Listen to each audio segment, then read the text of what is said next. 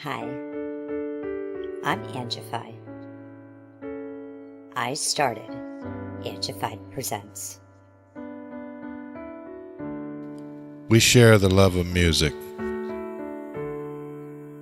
It has been medicine and therapy. Nothing else worked. It has saved many of us. With mental health, we need to open our eyes. Hurt people hurt people. We ask that you listen, comprehend, and relate with your ears. Form that heart of unity and one. We share on this stage. Statistics, feelings. And ourselves. We stand with the belief to be you, to be heard, and to be original. We all may be different, with opinions and beliefs. At the end of the day, we are all brothers and sisters. We are family. We ask that you join us in a magical journey with artists from around the world. Open your minds, let in the love, and listen with your hearts. We all want a better tomorrow. Be one. Communicate and look out for one another. And then, and only then, will you find the world. We will find peace in all the world. You'll find the world. And you will find in this shining world heroes among us and every boy and girl. Many have been broken, red hearts turn black. Love will melt the ice and turn it back, and you will find the world. You will find the world. You will find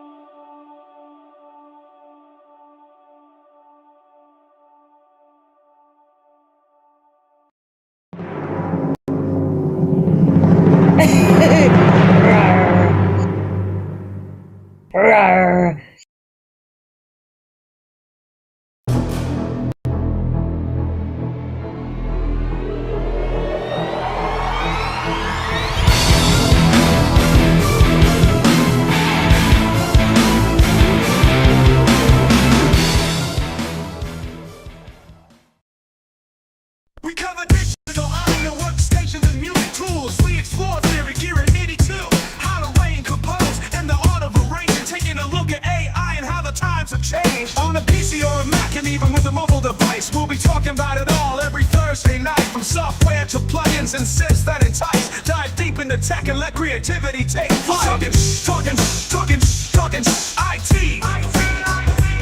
We're talking IT. Come and join in and have some fun. It's highly educational with a lot to learn. From bedroom producers to seasoned pros, we're breaking it down so knowledge grows. Whether you're a DJ or a beat making wizard, we got the tips and tricks to make your sound sizzle. Mixing and mastering, that's our jam. With the tutorials and tips on how much rap. Get the best quality from your setup and gear. Tune in every week and lend us your ear. We're talking IT. Come and join in and have some fun. It's highly educational with a lot to learn. We're talking IT. We're talking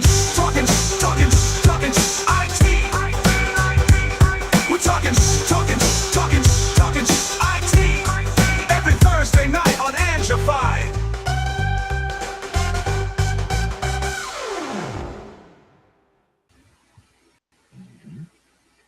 Once again, It's Thursday night. Welcome back. Do you know where your kids are? They're probably watching Shh IT with Glenn and Tony. That's where they should be. If they want to learn. That's where I would be. Yes, we're highly educational. There's a lot to learn. Yes, well, tonight we're going to kind of review some summertime news and actually extend on some drum stuff because, after going down the drum rabbit holes the last month and a half, we're getting a lot more drum related suggestions. And there's so much cool new stuff coming out they're trying to make them more compact. Digital ones are starting to outdo acoustic ones. So there'll be a little bit of that and some AI talk that we can't ignore because it's everywhere. Yeah. I mean, some of the acts that we work with live do use e-kits, electric drum kits, and they work perfectly fine. The ones that they've brought, they're high-end enough kits where it's not, they're not bringing $100 kit out to the gig. I mean, they're bringing a real electric kit that sounds like a real kit. So yeah. And ironically, you don't have to spend what you used to. One of the ones we're going to be looking at is not in the like super expensive range, and you know Alesis. So here we'll go to the cave and see what we've got lined up. Summertime news. Some summertime news. Yeah. Before we get into that, though, to start, the first one's about something going on with DistroKid, and we've talked DistroKid's in the middle of possible being sold right now. Haven't heard more news on that just yet, but hearing this stuff while I'm still wondering like who's going to own this company next month. It's interesting that this kind of announcement is coming out before we see where DistroKid's going. You'll see. Smart Music Business Chris Greenwood is going to cover that one for us. And then I've been in an AI challenge the last couple of weeks to find a good animator. Cole is doing some amazing stuff with us and his puppet core that he's doing for himself. I'm now needing an engine to do this stuff, and it's not like it was last year. Like you're lucky if you get 5 to 8 seconds, and it was all crappy AI looking clips. There's certain engines now that are the talk of town. Seedance especially is the one that I'm trying to find the most cost efficient because there's no free version of this engine, and some of these other ones as well. They're all reaching that point where Hollywood's looking at these engines as something, but they're they're not coming out like free, try us like the old engines. They'll give you a small little tease, but you have to pay going out the gate per minute on these. I believe it. And yeah, I mean, I've seen a couple of essentially full length AI movies that, Yeah. I mean, they looked great. I mean, you can tell that it's, scene by scene. Like you can tell where they prompted this scene and then here's a transition. And they prompted that scene. You can tell where those breaks are, but still, I mean, very well done for what it was, And there's some of them have really good stories. The one thing I've noticed in the last 3 months since Seedance 2.5 came out, um, I'm seeing YouTube movies 30 to 45 minutes that look like Hollywood produced. They look fantastic. I'm not even looking at it like, damn, that looks AI-ish. Right. And the stories and the creativity behind the movie is actually showing that this stuff's ready for the big screen. Yeah. As long as it has good directorial vision, I'm not against AI being used for this stuff, but you still need a real director and a real writer and let's have real quality control on the final product of the voice, because you can tell AI a lot of times by the way they speak and where they put inappropriate pauses in places, or they won't pause between somewhere, they like it's run on sentence somewhere, things like that. So you got to really quality check the final product and make sure that the spacing, the timing sounds natural. Even if you don't necessarily need sound guys to mic things up anymore or lighting guys to light things up, you still need somebody with that experience so that as you go through all of this process, things like natural lighting and audio and the voices is another thing that these are starting to provide voiceovers, and some of them you can program the voices so they sound a certain way, but I still think there's a future for voice actors. This isn't going to kill their jobs. And just as a tip, if you're going to put anything as a script and have AI read it, if you're going to use anything that's a number, use the word for the number. If you want to put in 2026, then type, TWENTY 2026. Like, don't put numbers because you'll get that 2026. And it just yeah. As you waste credits trying to get it to speak properly, you'll start to learn like I have to do it this way to get what I'm wanting. But you'll get a much better result. Use the words, you'll get a result that sounds natural at least. Yeah. Well, Dom, the AI tutor, Tech Tutor Zones, hit every one that I want to know more about. Like I've already gone down the Seedance rabbit hole, but I've been seeing Minimax, Kling, and Gemini Omni also popping up between advertisements and my recommended thumbnails. All of these, and he's gonna compare all four to each other and what they do. Very useful information for me right now. Nice. Because all of these engines are worth taking a look at. It's just which ones are worth paying for. And it's such an awesome time to be experimenting with this stuff, because again, stuff just like you said, last year at this time, you couldn't do any of this for free or for any price because it literally did not exist. You could not do this, reliably a year ago. Yeah, the evolution in 12 months is even more amazing the last 12 months than the 12 months we saw before 24 to 25, and then thinking how fast between 2021 to now, each year it's been exponential evolution. And learning a good chunk right now will get us, that foothold, so that, because again, what we've seen in the last 12 months compared to 12 before that, now think about the next 12, right? So, getting a foothold of where we are now before it really explodes and you get lost completely, left behind. Well, you're still on the ground floor of all of this.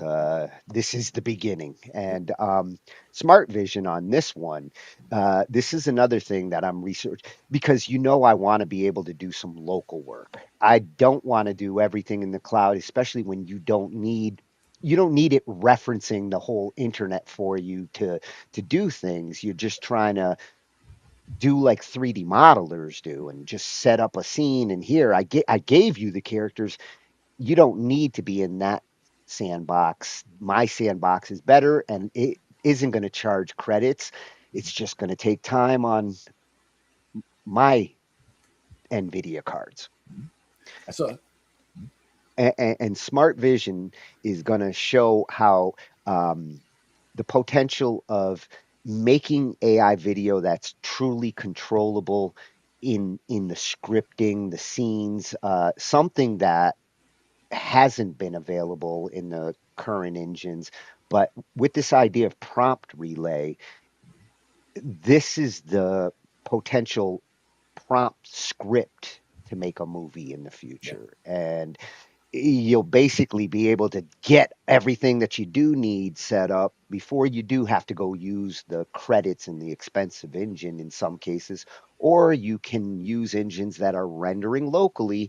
That's going to become a thing in the next couple of years as these AI CPUs start to come out and local versions can be used.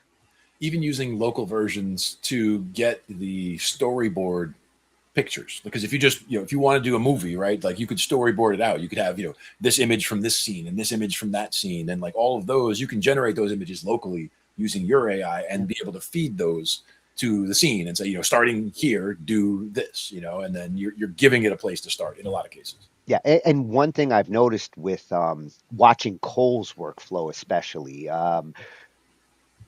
he's utilizing multiple AIs for different purposes. So I go to this one to get the idea together and get the perfect prompt to go use over here to generate something in an animator. But between the image generation and the script writing, the character development that he has to prompt in, why he's getting such good results, details in everything from image generation to animation. There's details that are like script saying this is what the room's going to look like. This is what the character's emotions are going to be as it starts. All those little details, something like this prompt relay could really simplify the entire workflow. Yeah. And again, prompt engineering is just such a huge part of all of this. Like being able to, it might be pages and pages of stuff that you got to tell it over time in several different iterations of several different agents to get this piece and that piece and this piece all put together. But once you do, you can get incredible results. Yeah. If Cole was to hand me a Hollywood script with all that description, it'd probably be, that thick. Yeah. If you saw all the fucking props that I've seen, it'd be a phone book. Yeah, exactly. And the fact that he uses AI to help, do some of the AI scripting, like helping to write the scripting for the other AIs, that's very good use of the AI to really leverage and use it to help you use it better. Yeah, it does actually make a good editor, a good second eye on things that you're putting together. It's one thing if you ask it to like write. I don't have an idea. Give me one. Your mileage varies with AI when you're doing that. But when you know what you're trying to say and you're asking the AI to analyze it, what do you think, AI? Is this relatable, or did I misspell something? The typical things that you want an editor to do. Like you don't say things this way. So it rolls better if you move things around. AI is useful for that stuff. Oh yeah, absolutely. Then for the drum stuff, because again, cool new drum stuff that's been happening the last couple of months. And, I mentioned this last week. Alesis is now going to be using Zildjian cymbals, which when we looked at like these couple months ago, I like the Alesis kits, even their $300, $350 ones are great starting kits. And the one buzzkill at the lower level was the cymbals are still plastic. They don't snap and do the things that a natural cymbal does. Well, and then we saw a video. Then we saw a video about Zildjian and what they were doing with cymbals, and this makes sense. And I think Zildjian really had to first make it for a kid of theirs. And yes, I would still, if I had 10 grand, I'd rather have that. But the cymbal technology that they pioneered doing that, now the other electronic drum companies are like, you know what? Our cymbals kind of suck, and it would be awesome if Zildjian would just solve that problem. And it's looking, at least with Alesis, why did the Zildjian Alesis partnership happen? Which I'm curious too, but I suspect it's because all the other drum companies know. Same reason acoustic drummers go with Zildjians or pasties or was the Sabans. There's certain symbols that dominate over there, and Zildjian's now going into the digital age. Nice. That's going to be 65 drums. Awesome drum channel. Our drum nights. This is how I got the news. Nice. Yeah. And then this one you're going to love because that that chair, that stool Yep. that you got, which now looking at all this, it, you're lucky that you got that for free. That's an awesome accessory. Now imagine if it came with a drum kit, and I'm wondering if this is the company behind that design as well, because I did see a drum kit with basically that exact style of drum throne, but I didn't see the name from the company that I had. I'll grab the stool as a demonstration later. But well, you are going to be hearing this name a lot more because when I saw this and I started looking out there, this is getting real popular real fast. And it's new, but it solves the compact drum problem in such a genius way. And this one's coming straight from Zip-Kit, the horse's mouth here. It's going to give a demonstration on getting it, assembling it, and if you do want that compact kind of drum that still gives you the ability to do the more advanced drumming that you would normally do on a full kit, this one's a contender. I like it. Yeah. When I saw the stool, I was like, "Oh my God, Glenn just showed me one of those." Exactly. Definitely got to cover this. But to start, we're gonna go into the DistroKid news and this new service that they're going to be adding. Possible they even added it at this point. Usually, the moment they announce something like this, it becomes real. But DistroKid still needs to solve who owns it because until that gets finalized, I have a hard time recommending to anybody this is your best distributor because there's 3 or 4 out there, and I have tried 2 of them. Both do most of what they're supposed to do, but they both have issues and questions, especially when it comes to payment and the distributors aren't always paying out properly. And the thing they're going to be talking about here is the publishers, which own the mechanical rights to the song. So the distributors are getting the recording rights and are supposed to pay the artists for that stuff. But when it comes to other people using your music on their streams and making sure that you properly get paid there, that's where the publishers are the ones collecting the money. It's all a question of getting it all where it needs to go. And making sure that the people that are holding it are paying what they're supposed to and doing it on time, because it's the on time thing that's been the complaint for the last 4 years. And when it comes to distribution and publishing payouts, it's not just musicians that are complaining about this. All them content creators on YouTube and the video platforms dealing with the same issues. For sure. So this one's coming from at Smart Music Business Videos, Chris Greenwood. Great advice on dealing with the platforms, especially as a musician. And Spotify and DistroKid are kind of his jams when it comes to information. And this one is kind of big news from DistroKid.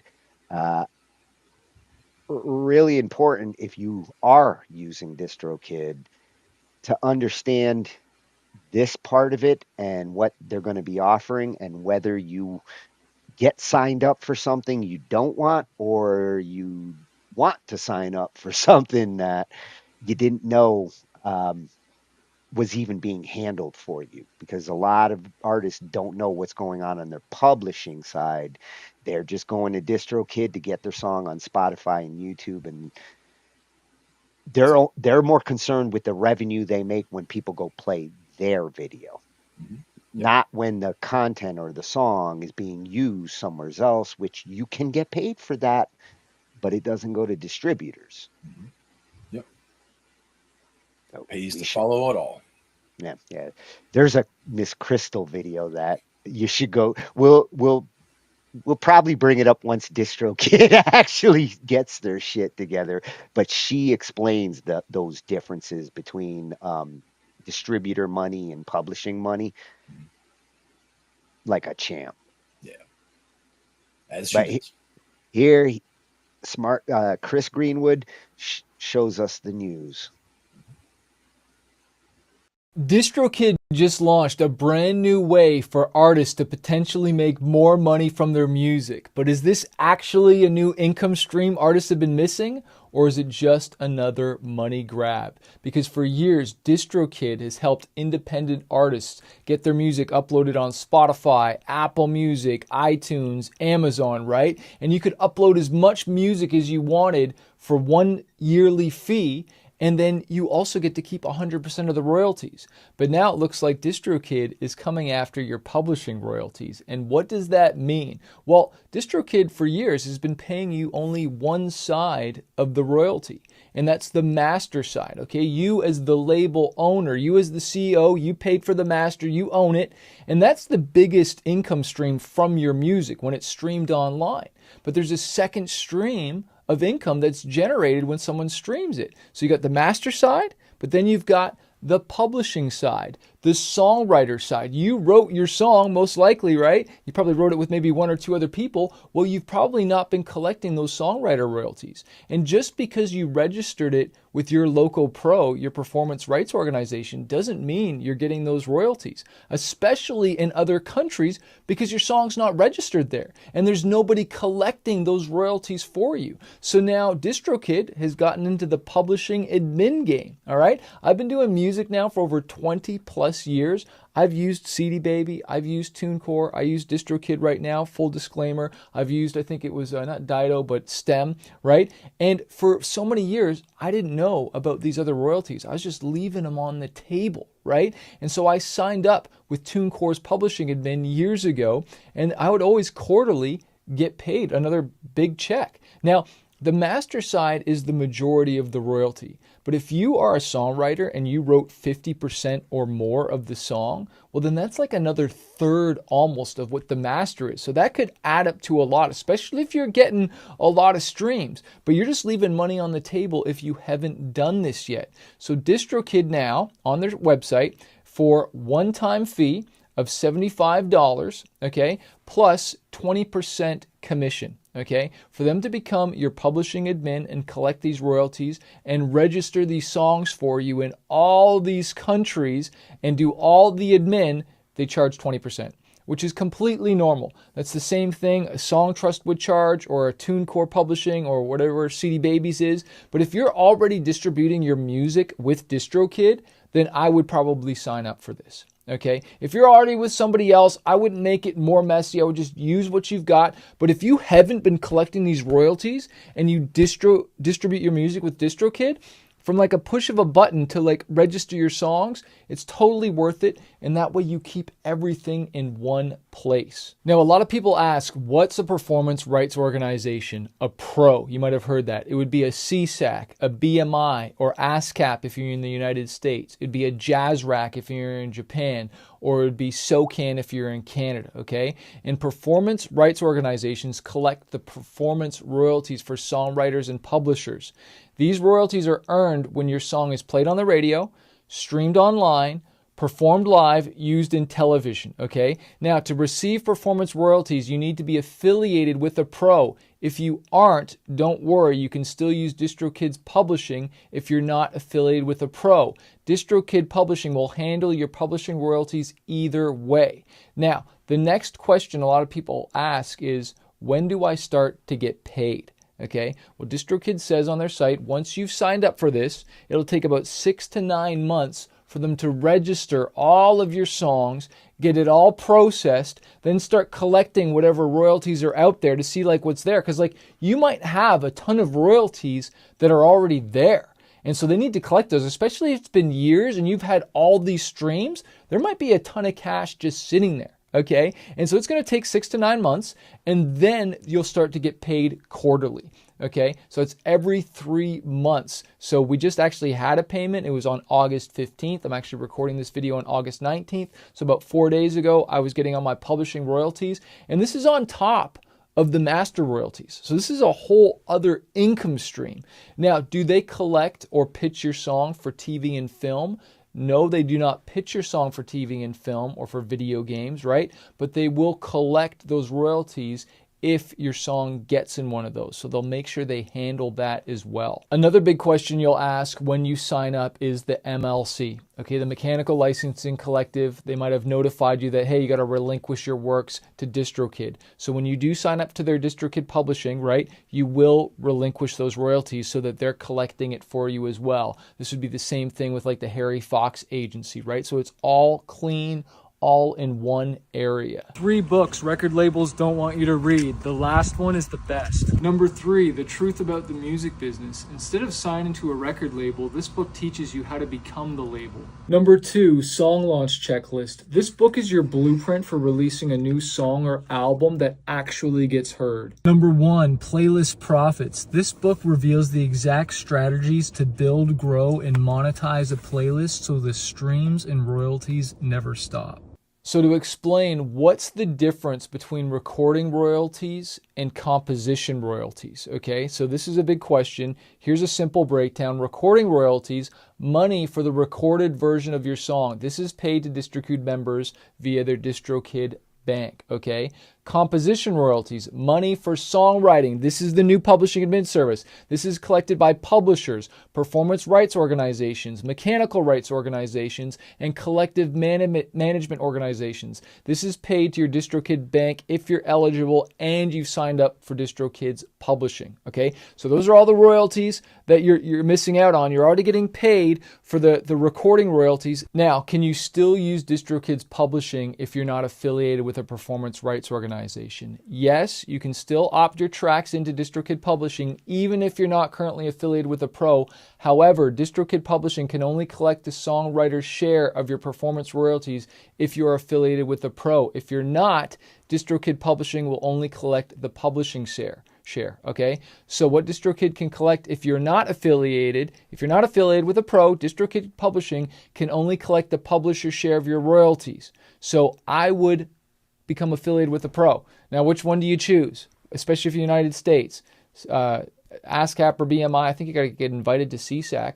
Choose either, okay? It's not really about that, all right? Sure, some people say this one does this better or this one does that better. I noticed they pay better for live. This one gets paid better or sooner or faster. You know, the real problem with most artists is not all this stuff, even though it's really important that you get your business right, but it's the marketing and the promotion. Don't get hung up on this. Just get started, because a lot of you are leaving money on the table. But then once you've got all these things checked off and you're doing all this stuff, well, then start marketing and promoting your music, okay? This is just the foundational stuff to make sure that you get paid. Don't worry about it. Take action. You can always contact their support. But I hope that I hope this helped, and hope your first check is really big, because I know there was another royalty that I hadn't signed up for a really long time, and that was Sound Exchange, okay? And that's another satellite internet royalty, which is different than the publishing. But I remember I signed up for them, and then it was, again, like 6 to 9 months later, I had a check for like 13 grand. It was all this money I was leaving on the table because I didn't know. And unfortunately, a lot of artists perish. Why? For a lack of knowledge. That's what the Bible talks about, right? We perish because we don't know. So it's important to get the information, to get the coaching. You know, we only know what we know, and we could be missing out. Like for years when I was selling stuff, I didn't know I could offer an upsell. So it's just kind of like someone wants to buy something and you don't offer them something else. Like, and yet we go through the Starbucks line, we go through the McDonald's line or whatever it is. And when you buy a drink at Starbucks, what do they say? They say, would you like food with that? If you buy food, they say, would you like a drink with that? Like just a small question. Well, with your music and stuff like that, it's like, hey, do you want to get another CD? Do you want to get it signed? Do you want to get the vinyl too? Do you want to get the t-shirt so it's matching? And we would do this at shows live. Hey, do you want to get the bag with it? Do you want to get the sticker pack with it? Do you want to get the USB key or whatever it is? And the reason I'm bringing this up, and I feel like it's congruent to what I'm talking about, is like we're leaving money on the table as artists, and we haven't optimized our businesses. And sometimes you need someone outside looking at it. And of course, that's why we offer coaching. I'll put links below if you want to book a call so you can have someone, hey, have you done this? Have you done this? No, look at those holes in your bucket that's just leaking money, right? And yet you're trying to do all this marketing, you're trying to do all this promotion, and you're wondering why you're not collecting it. It's kind of like artists who get this huge opportunity, you know, to all of a sudden go viral, and they miss their moment or they don't capitalize on that moment. So you want to make sure that you're doing that and you really build a strong foundation. You know, again, the Bible talks about that. There's the man that built his house on the rock that was wise, and then there's the other guy that built it on the sand. Okay? So when your opportunity comes, is your house going to stand? Is it going to be optimized? Is it going to make the most amount of money? Or is it going to get blown over? You know, and that's just the same thing in the music industry. We've got to be strong when the hate comes, when the discouragement comes, when the rejection comes. We got to stand strong and not give up. Yep. Oh, great advice, Chris. Absolutely. Great advice. A lot of money on the table. That's the thing. Well, and you know, when I first heard it, my initial thoughts were that DistroKid is trying to compete with the pros. You know, the services there. After this explanation, they're not trying to compete with them.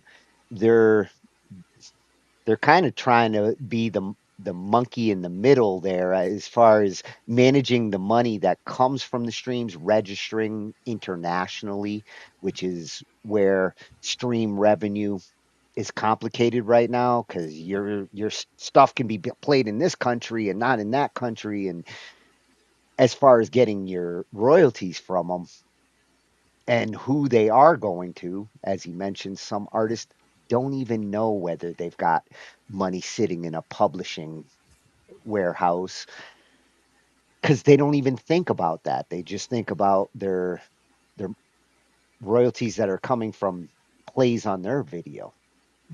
Yep, exactly. And again, you know, a lot of people just don't look up those different things, so they don't realize how many different streams there are, or they look and they find 2 or 3. They don't realize there's 5 or 6 others that they didn't even check.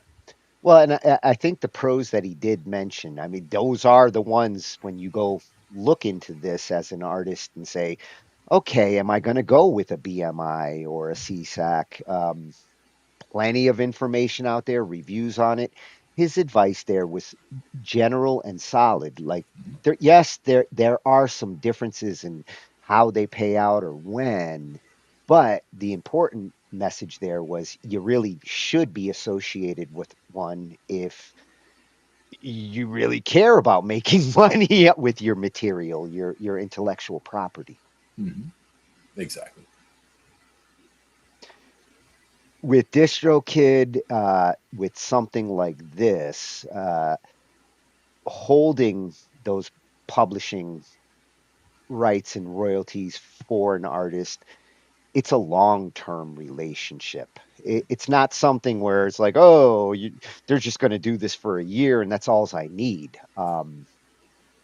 If you really want to make material that lives forever, then you need someone dealing with that that's going to be there forever. And I'm not thinking DistroKid's going away. I'm just wondering who out there is about to pay a fuck ton of money for them. And I'm wondering if it's one of these pros who are like, we could tap into the distribution game if we just buy this. Yeah. It's an interesting time. Yeah. The consolidation that you're seeing here of these kinds of services. Yeah, it's convenient if you can actually take care of both types of rights in one place, and that is appealing. So it's good to know it's an option. But That's where it's going to take more research. Yeah, that's where, like, talking to watching Miss Crystal videos and things like that, figuring out exactly what the differences are, because in one person's particular situation, it might be better to go one way. Somebody else's situation might be better to go the other way. It all, like he was mentioning, one might pay better for live, one might pay better for recorded, one, whether it pays faster or not, to me, that's not so much of a question, really. I mean, if the dollars are the same at the end, it doesn't really matter to me whether it's faster or not. It's more of a question of if you're getting paid the same things for the same things. It's kind of like if you're going to assert someone for advice on these decisions, a financial advisor would give you, like, this is the better pro to go with because of, if you're looking to make more money, because you think your material is going to do more activity this way, this pro is better for that. If you're not as concerned about that and you want quality of service, sometimes you'll get that. You won't make as much money, but it depends on what you want to deal with in that case. Yeah, and you might find that you join one, and that what you thought you were joining, or the perks that you thought you were joining for, don't turn out to be worth as much as you thought. You could always go switch to the other, right? I mean, it could be that you waste time in the one or what have you, but I'm not sure even how it works as far as if you're able to transfer. But I would assume that you'd be able to do something like that. Well, you should be able to, but I'm sure they make it a pain in the ass. That's always the way that some of these services manage to keep a lot of people, because it's such a pain in the ass to go through the process of moving. And that's why it's important to do some research first. And again, knowing your situation, or even knowing the kinds of questions that they would ask to determine whether this one is right for you or whether that one is right for you. Knowing the questions is important too. Yeah.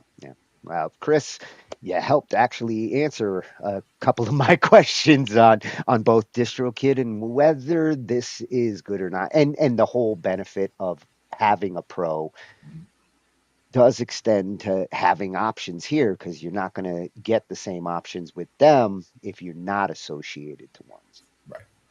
So, at Chris Greenwood, aka Manifest, at Smart Music Business Videos. Great advice all around. I appreciate the information. I'm definitely going to go see what Crystal has to say about this, though, because her feelings on publishers, just like with AI, she's got opinions, and she reads the fine print. She reads the fine print with a highlighter. So yes, yeah, and she's definitely gone down the DistroKid. You've seen several thumbnails on that one. Yeah. So now we're going to get into the AI talk, and these different AI engines that I need to evaluate. I mean, Seedance right now is the big one, because that's the one we're starting to utilize a lot. But I want to know my options, because the cost of these are all over the place, and I'm hoping it will go down in time. This is emerging technology, and it's always expensive. Once there's enough customers, hopefully the AI companies aren't super greedy. If they realize it's better at this price range because we get a lot more customers than trying to squeeze at the $100 a month price range, that's not going to get more customers. That's going to limit the amount of customers you're going to be able to get. Right. For sure. At Tech Tutor Zones, another one we've been to on our AI nights, and covers all the AI questions and everything. And with this one, it's it is a comparison and kind of a shootout between the four engines right now that I need to know their differences and their results. Best AI video to video generators and editors. Seedance 2.5 versus Minimax H3 versus Kling 8 version 3 or Gemini Omni. Now, I'm familiar with two of them and I've heard things about Kling, but it's the Minimax that's also making a lot of noise and I haven't seen anything yet. Nice. Let's take a look. So we're going to get a peek. Yeah. 5 AI video generators and editors, 45 videos, 9 different scenarios, from green screen swaps and adding or removing people to creating motion graphics and a lot more. Seedance 2.5 versus Seedance 2.0 versus Minimax H3 versus Gemini Omni and versus Kling 3.0. Let's dive in. Okay, so starting with green screen. This is the original video I made in AI, so let's look at it. And then she said it was the worst gift she'd ever received. No way. That's hilarious. Okay, so it's not the best green screen ever, but now we want to remove it and exchange it with real action, so real driving background. Here is the prompt I used. The most important part here is that outdoor scenery passes by quickly, consistent with car driving at highway speed around 100 kilometers per hour. So nearby trees and roadside objects and everything like that. So now let's look at the result that Seedance 2.5, Seedance 2.0, Minimax H3, Gemini Omni, Kling 3.0, and I also add Grok here. And then she said it was the worst gift she'd ever received. No way. That's hilarious. And then she said it was the worst gift she'd ever received. No way. That's hilarious. And then she said it was the worst gift she'd ever received. No way. That's hilarious. And then she said it was the worst gift she'd ever received. No way. That's hilarious. And then she said it was the worst gift she'd ever received. No way. That's hilarious. And then she said it was the worst gift she'd ever received. No way. That's hilarious. So in Seedance 2.5 you see how actually this is rather slow. It's not 100 kilometers per hour, this is much slower. It's like 30 miles perhaps. So from that perspective this is not good. Then on Seedance 2.0 you see some additional and duplicate cars appearing, like for example here, and it doesn't make sense that they should be driving here in the opposite direction. So that was not good also. But Minimax was actually pretty great, I would say. Nice, looks realistic. Gemini Omni also relatively good. Yeah, and especially fast. Kling 3.0 Omni Edit also had some nice actions here. Yeah, it's fast, you see? Nice. And then we have Grok. Grok is mutating the faces. And also, what about the cars here? You see? Those cars morphing, and they look like weird Tesla Cybertrucks. So Grok Edit really not that good. The second scenario is about enhancing your own videos. So this is the video I filmed with the bad camera. Is now free and unlimited. You see? No. It really is. It really is. So no professional studio background and lighting, but we can change that. So I created the image of professional studio background, then also image of that lady that should appear in the video, and then the prompt to really create that kind of a cinematic, good lighting and professional look. And I created all of those here in Higgsfield because it has Seedance 2.5, 2.0, we have Minimax, Gemini Omni Flash, Kling 3.0, also Flux, which I'll include in some other video, Van is here. So every other model is available, and that's why I did the testing here. So let's look at the results at Seedance 2.5, Seedance 2.0, Minimax, Gemini Omni, and Kling. Higgsfield is now free and unlimited. You're lying, right? No. It really is. It really is. Higgsfield is now free and unlimited. No. It really is. It really is. You're lying, right? Higgsfield is now free and unlimited. You're lying, right? No, it really is. It really is. Higgs field is now free and unlimited. No. It really. Higgs field is now free and unlimited. No. It really is. It really is. Basically, all 5 did a pretty good job, but Kling, for example, the woman was not speaking. Gemini Omni changed the background. It was not the same background as I uploaded. But for example, this video that Minimax did was pretty good. It added additional chair. This can be easily fixed, but overall rather nice result. And the same with Seedance 2.0. I think this one was actually the best here in this test. Yeah, preserved all of my uploaded video, my facial qualities and everything, the audio, and added the background and the lady. And also preserved the microphone here, which is nice. Third scenario could be kind of a 2D to 3D world transformation. So see, I filmed this with my smartphone, so filming my hand and the monitor, and here we have the Panther Chameleon static here.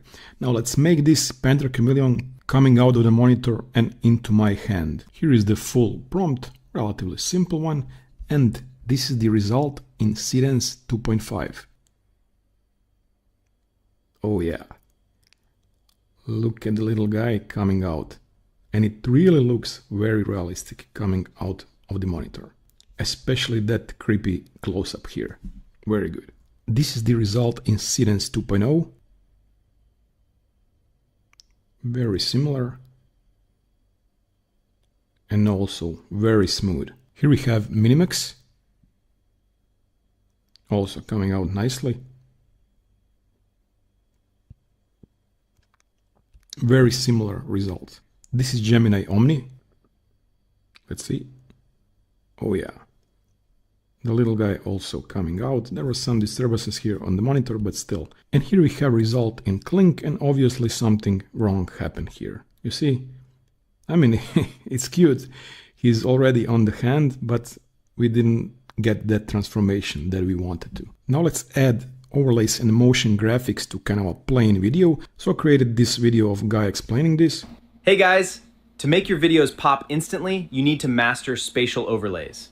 Stop using flat text. Instead, track 3D elements directly to your objects. Okay, so now here we removed background and we wanted to add a couple of motion graphics, text and everything. So you see in the prompt at 0.3 seconds, display a floating text next to his head saying a video editing with cursor, clicking it. Then we are adding 3D smartphone interface floating beside him. And then we have 3D translucent glass panel tracking smoothly to his raised finger, displaying the text 3D tracking layer.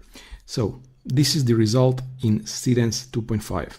Hey guys, to make your videos pop instantly, you need to master spatial overlays. Stop using flat text. Instead, track 3D elements. Nice, so basically you see how this 3D element is glued to his hand, actually his finger. So this is Seedance 2.0. Hey guys, to make your videos pop instantly, you need to master spatial overlays. Stop using flat text. Instead, track 3D elements. Now this 3D element was not tracked and influenced by his finger, so for now Seedance 2.5 better. Then we have Minimax. Hey guys, to make your videos pop instantly, you need to master spatial overlays. Stop using flat text. Instead, track 3D elements directly to your objects. Pretty good result, especially that big smartphone floating behind him. This is Gemini Omni Flash. Hey guys, to make your videos pop instantly, you need to master spatial overlays.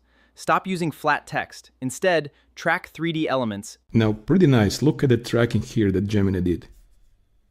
Yeah, that 3D tracking layer is one of the best, I would say. And Gemini Omni is the fastest, for sure. And this is Kling. Hey guys, to make your videos pop instantly, you need to master spatial overlays. Stop using flat text. Instead, track 3D elements directly to your objects. Kling is the worst here, for sure. Please tell me what you think and what is your experience down in the comments. The fifth scenario is about removing people. So let's say you broke up with your girlfriend and you would like to remove her from the video completely, but leave everything else the same. So this is the source video.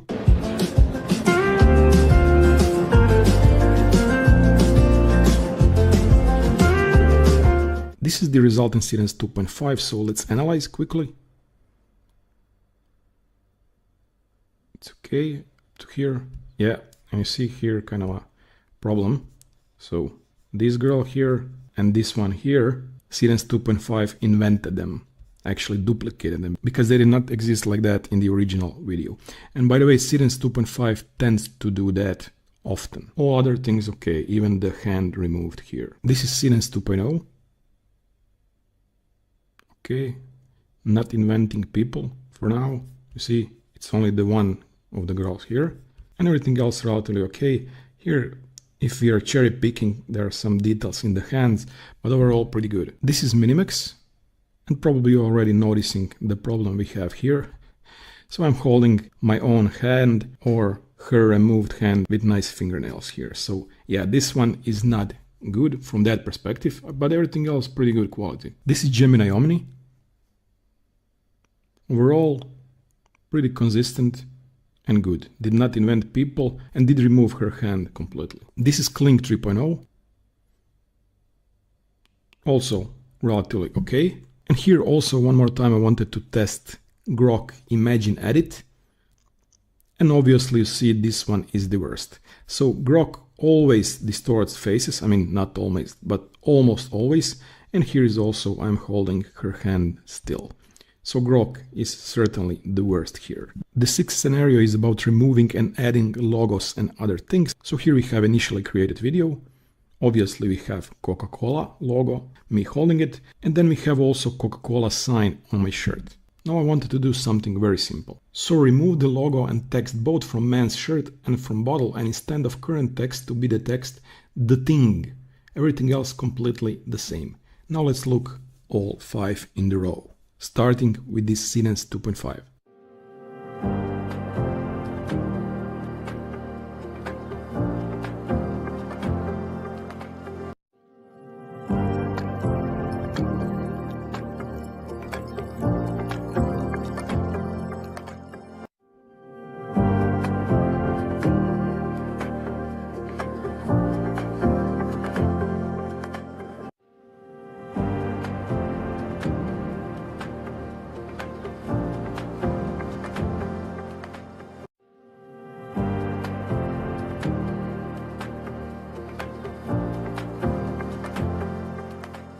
Obviously Seedance 2.5 and Minimax did the job 100%. Some others left the logo on the shirt or removing everything, so those two are winners here for sure. Now let's change the weather. So here we have myself walking in the summer in the forest.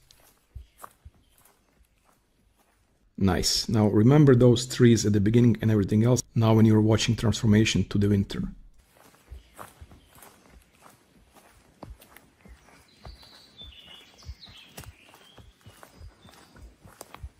So on this test, Minimax is the winner because it respected the trees and everything else left completely the same. Of course, added the snow also. The 8th scenario is about changing background directly on the clap. So whenever I clap here, I want to change the background to something else. So here is the prompt on the first clap. At 2 seconds, transform the background into a vibrant sunlit Santorini street. Then on the second clap at 4 seconds, instantly shift the background to a lush tropical rainforest. And then on the third clap at 6 seconds, transform the background to the neon lit Shibuya crossing at night.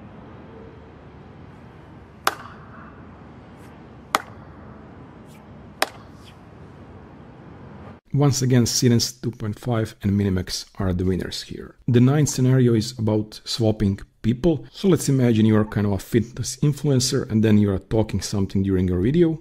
Feel the stretch through your hamstrings. Breathe into the strength of the pose. Now let's swap my muscular self with this lady here. So the simple prompt here, but I also used much more complicated prompt. Try to avoid that sound problem that all of the AI video editors and generators have. So often they will leave the initially sourced sound. So like this. Feel the stretch through your hamstrings. Breathe into the strength of the... You see, still the male voice, even though I explicitly said it to change to female voice. With that more complicated prompt, Seedance 2.5 managed to do the half of the job. Feel the stretch through your hamstrings. Okay. Breathe into the strength of the pose.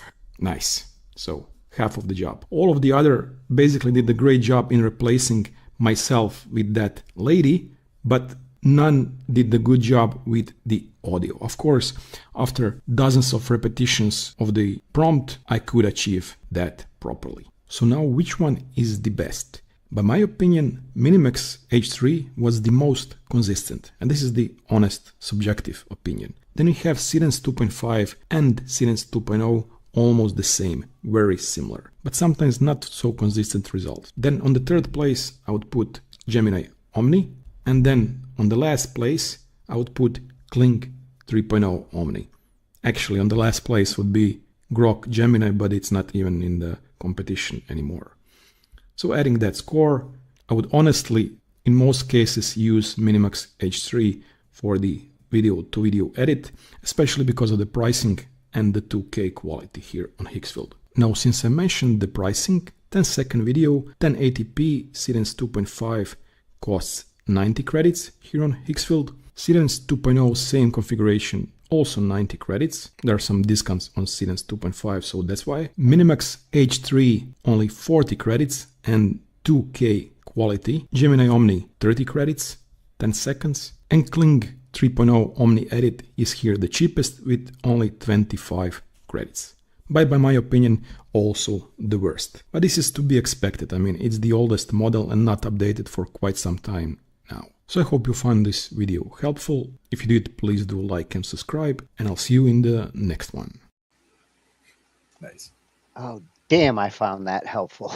Yeah, exactly. And even just the types of tests to do to see the kinds of things, because a lot of people, they would, they might try a prompt here, try a prompt there, but they're not seeing really what the problems would be. But by putting it through its paces, all of them, the same paces. I love the use cases there. Each one of those is exactly like, that's something I need to do. That's something I need to do. I really like that 3D lizard coming out of the computer one. That was awesome. 3D manipulation mixed with real world. And the one that tracked the fingertip. Using that every night. And the one that tracked the fingertip the best, because that two of them actually did a good job of tracking the 3D element, and that layer really would make videos that much better. Yeah, and also in the city with the people walking, and I was looking for the duplicates because on the first one I'm like, how's it gonna deal with whatever's going on behind it? And go figure, it tried to use elements from the other side where we see people over there. So what if we duplicate them and make her a little change her shape a little bit, but she's still got the same shorts and the same shirt, and you can tell it's probably sisters. Now, a couple of months ago, we would have expected more of this going on, right? Like more 15 fingered hands. Yeah, and you saw how some of them, like Grok. Yes, I'm holding a floating hand.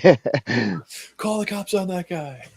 Yeah, and I'm not surprised he eventually pulled Grok out of it because it's not ready for prime time. Lot of complaints going on with that engine in different scenarios. But yeah, definitely some good progress. I mean, again, the 3D transformation there, the lizard walking out onto the arm, impressive. I mean, for something that you can put together in, a quick prompt and, 10 seconds of work, how long would that have taken if somebody had to like do that animation manually, back, 5 years ago even? Yeah, and I do like how he showed afterwards, like, the credit comparison, because this is the other thing that you only learn if you go and use a lot of credits and try them all out. But it's awesome to just get the information and see the comparisons like this. Dom, the AI tutor at Tech Tutor Zones, awesome job, Dom. Great info, yep. Not only did it answer some of my questions, that Minimax, which is an alternative. Cole is using that Higgsfield. That's his go-to, and it gives you these engines. It's nice the idea of like one place to deal with these different engines, because every one of these engines has potential. Right, and a different one could pull ahead on any given day. They all suck with sound, though. You notice, like the test where like change it to a female voice, even the best one only managed to get half of it right. Now that's the thing, is some of that comes down to the prompting too, because in the prompt, like when you say in the prompt, change it to a female voice, like I would have to see where it was in the prompt, but it could be that the way it interpreted that prompt was, halfway through, change it to this, like start with the original and change it to the other, not replace it completely. So that's where, as you get to know the engine, you'll eventually, like, yes, he could have changed the prompt there to get the engine to do it, but his example was to show, like, how this well is they listen. the results we're going to get across the board with, an entry level prompt. He wasn't doing super advanced ones. But that's the thing is, being an AI whisperer, like getting to where you can get the results you want with with a prompt just by basically, tweaking a thing or two here or there, knowing what things to tell it that it's, to anchor on, knowing what things to leave out so it doesn't hyper focus on the wrong things. I mean, there's a lot of things that go into getting a really good prompt to get exactly what you want on the first try, but there's still no guarantee you'll get exactly what you want on the first try. You might get it with the next batch of credits. Exactly. Gonna take 180 credits, not 90. But you can get some amazing results for sure. Yeah. I will be using that advice for more research this weekend. Minimax, definitely want to see more out of that, especially if it's a little cheaper than Seedance right now. And in some cases, gave better results. The snow changing one, I really liked its results. Yeah, they were all pretty solid. Yep. At Tech Tutor Zones, thank you for that information. One I wanted to mention about was the I think it was the first test they did where it was in the car driving, and like two of the examples, not bad on like the one that had like the cars that were like the big boxy orange and red and whatever going by. Two of them had no reflections on the shiny part of the front dash. That's the kind of stuff that stands out to me. But like the ones that did the best, it did put good reflections that looked realistic as trees were going by. But the ones that failed, it like just did nothing to that front part, and I'm like, that jumps out to my eye. And because you're observing like that, in the future, there are going to be some people's jobs will be to look at the AI results to make sure that, like our movie, we cleared all the details that because even when they're filming humans, somebody has to double check and say, oh, we forgot to do something in the background, or now it's going to be a bigger job when you're looking at what AI is producing and you notice some weird reflection anomaly that some studios might be like, oh, we're not going to re-render it because we don't want to waste more credits. But serious studios are going to be like, oh, nope, Glenn caught that shit, and you better remove that for the final product. And in a lot of cases, it doesn't have to be a full rerun or a full re-render. You can just kind of pull that element out of that particular spot. But it depends on what you're doing too, of course. Well, the beauty now with AI rendering like that is we don't have to go and shoot again tomorrow. Right. We just have to take the prompt and reprompt it with some adjustments. Yep, exactly. And that kind of like goes into this at Smart Vision, William. This was a freshie for me, but lots of AI information here. And again, the different engines, some of these AI channels, they're not just covering one engine. They're really starting to like look at all of them because they all have interesting features that are different than each other. Exactly. And with this one, what caught my eye here was what if AI video was truly controllable?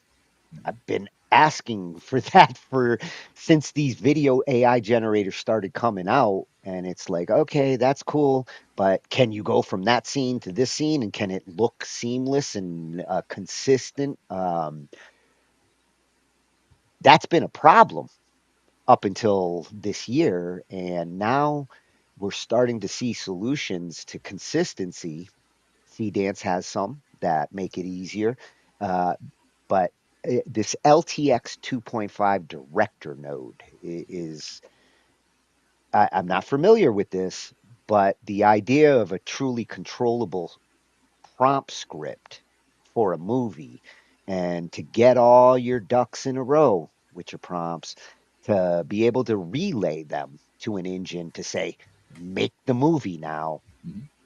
That's a cool idea. Yeah, I mean that to me that's it buries into the idea of agentic AI, where you're basically you have all the different jobs. Like if you took a regular movie studio, like people shooting a real movie, right? And if you just took every job that's being done and you had an AI agent in that spot, like and you have all these different AI agents where each one only has its one focus, like it's one job, like you were saying, like one is watching for the sound and making sure the sound is right. And one's watching the video to make sure everything is smooth, the transitions are right. One's making sure that all the right people are in all the right scenes and all that. But there's you have quality control agents as well as agents doing the actual stuff. It would basically be like those lighting guys and the gaffers. And where does the mic need to go in order to make all of this look and sound and move the way that you want to? Mm-hmm. You're hiring a virtual crew nowadays. Exactly. And you have to have, virtual managers overseeing the virtual crew. So, I mean, it really does turn into, building a whole movie studio out of AI agents. And then after you're done, you're going to need a Glenn to go over it and make sure nobody's holding half a hand. Exactly. Because you got to make sure. And there's good reflections on the windshield too. Make sure. Yes. So, I really want to know more about this LTX 2.5 and this director node. Prompt relay sounds like something that I need to take advantage of. Mm-hmm. This video was generated locally with LTX 2.5, but unlike a normal generation, I didn't put all the actions into one giant prompt. For the first few seconds, the character stays still, then she starts walking, and finally she performs another action.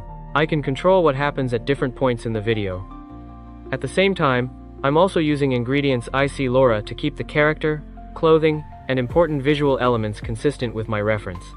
LTX 2.5 already supports native multi-shot, but there's an important difference. Multi-shot is not the same as timeline control. So I built a new LTX 2.5 director node, and in this video, we're going to see how much control it can actually give us. Hello, welcome to Smart Vision. On this channel, I keep sharing the latest AI tutorials and practical tools. All workflows, materials, and resources from this video are on my Patreon and are available to download after you register. For supporters, I provide extra professional tools and deeper guides. If you like this content, consider subscribing and supporting the channel. Now let's get started. Here, I'm not going to use the director node yet. I'll simply use one complete prompt. A woman stands inside a futuristic space station, then turns around, walks toward the control panel, and begins operating the holographic display. Now let's generate it.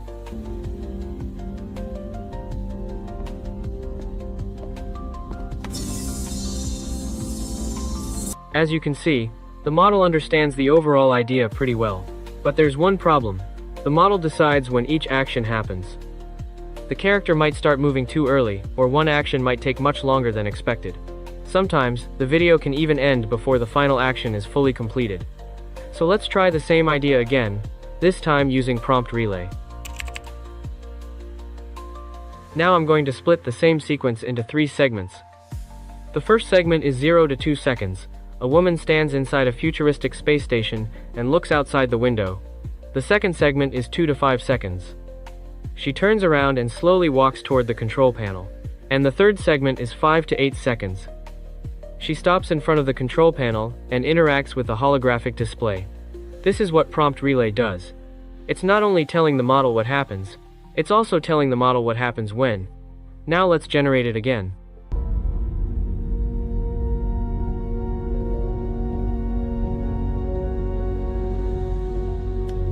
As you can see, the timing of the sequence is much clearer. The first part establishes the scene and the character, then the movement begins, and finally we move into the third action. Of course, this is not frame-level animation control. The model still decides many of the intermediate motions itself.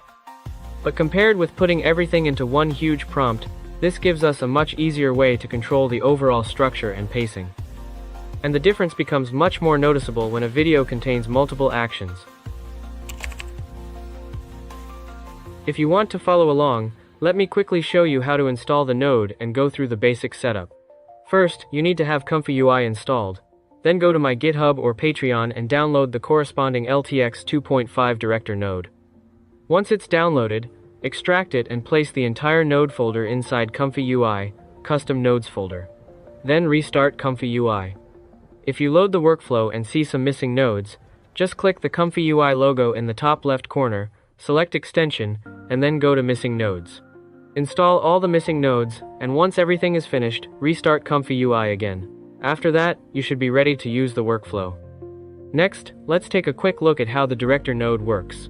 First, you can set the duration, resolution, and FPS here. Below that, you can add or remove shots. Every time you add a shot, a corresponding block will appear on the timeline. Double-click the block to add an image reference for that shot. Then, below the timeline, you can enter the prompt for that segment and adjust the prompt strength. A higher strength usually makes the result follow the prompt more closely, but setting it too high may reduce the naturalness or overall image quality, so I wouldn't recommend pushing it too far at the beginning. You can also select the shot type here. On the right side, you can enter the global prompt and the negative prompt for the entire video. Next, there's one very important option: Enable Prompt Relay. Make sure this is checked, because it determines whether the different prompts you set on the timeline will actually switch according to their timing. For the other settings, you can keep the default values for now. There's also an IC LoRa reference section here. We'll use this in the Ingredients IC LoRa test later. This is where we'll load the reference sheet we prepared earlier, so the model can reference the character, clothing, and other important visual elements. That's basically everything you need for the initial setup. Now let's continue testing and see what happens when we combine Prompt Relay with Ingredients IC LoRa. Prompt Relay solves the timing problem. But now we have another problem. When the prompt changes across different parts of the video, will the character, clothing, or important objects also change? Relying only on text isn't always the most reliable way to keep these elements consistent. That's why I also integrated Ingredients IC LoRa. For example, here I'm using an ingredients reference. It includes the same female character, her clothing, a futuristic device, and several other important visual elements. Ingredients IC LoRa allows the model to keep referencing these elements during generation. So if Prompt Relay is mainly responsible for timing, then Ingredients IC LoRa is mainly responsible for reference. In simple terms, the prompt can change, while the important visual ingredients can stay anchored to the reference. Now let's combine both features. In the first segment, the character stands by the observation window. In the second segment, she turns around and starts walking toward the control console. And in the third segment, she reaches the console and prepares to interact with the holographic interface. Throughout the timeline, the prompts change from one segment to the next, while the ingredients reference stays the same. Now let's generate it.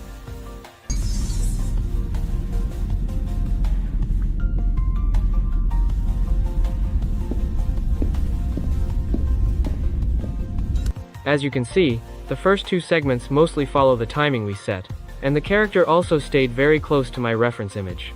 The character first stays near the window, then turns around and walks toward the console. In the third segment, the model also starts performing the console interaction. But here we can see a very typical limitation. The third action isn't fully completed before the video ends. This actually shows one important limitation of Prompt Relay. It can tell the model what should happen during different parts of the video. But it can't force the model to complete a complex action within a very short amount of time if that action naturally needs longer.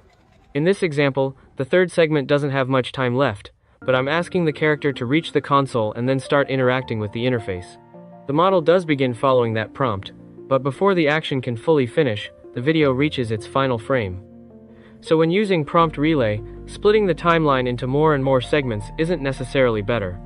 If a segment contains a more complex action, you need to give the model enough time to complete it. For example, turning around, walking, stopping, and then interacting with the console. If all of these actions are compressed into a very short segment, the model may only be able to complete part of them. So the core idea of this workflow is simple. Prompt Relay controls how events change over time. Ingredients IC LoRa provides a visual reference that stays active throughout the sequence. And the director node brings these two types of control together inside one timeline workflow.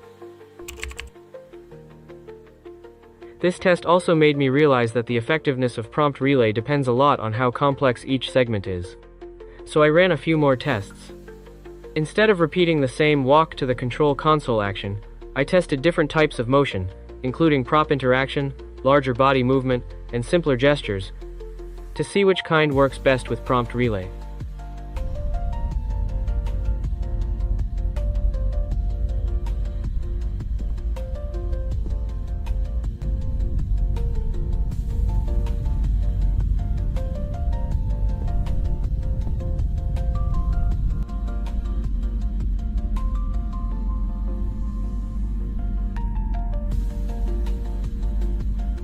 From the results, the control is actually quite good.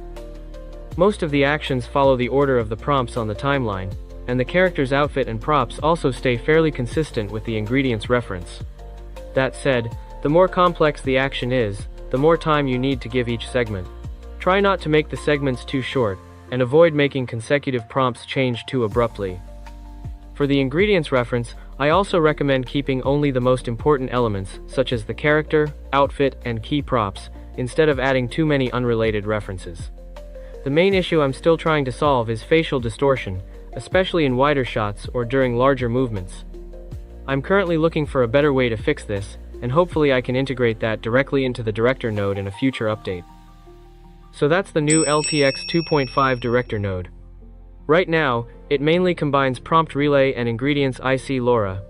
If you use LTX 2.5 regularly, but find it difficult to control multiple actions inside one long prompt, this workflow might be useful for you. I'll put the download information in the description. And if you want to see whether the latest local AI models can actually run on ordinary consumer GPUs, and how to turn them into practical production workflows, make sure to subscribe to Smart Vision. I'll continue testing LTX 2.5, including more control methods, low VRAM workflows, and practical production workflows. Thanks for watching, and I'll see you in the next one.